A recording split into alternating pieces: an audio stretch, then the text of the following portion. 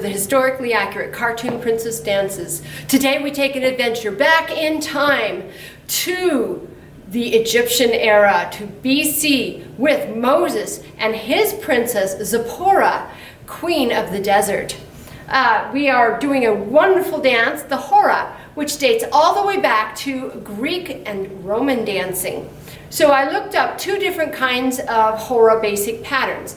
These were circle dances. Typically the ladies dance with ladies and the gentlemen dance with gentlemen. Pattern 1, grapevine and 4 kicks.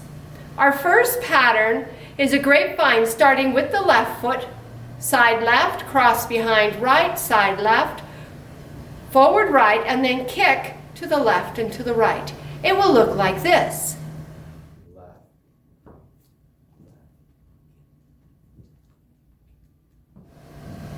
When you put it all together, it looks like this.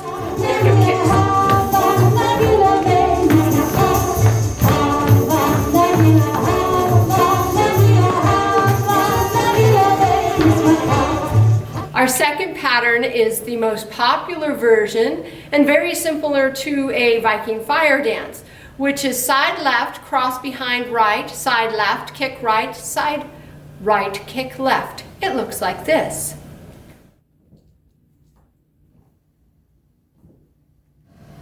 When you put it all together, it looks like this.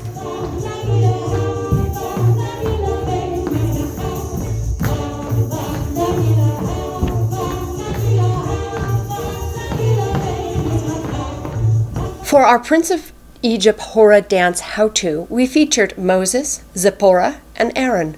Our princess for the Hora is the wife of Moses, Zipporah. Her name can be translated as bird, and she certainly flew off with Moses' heart.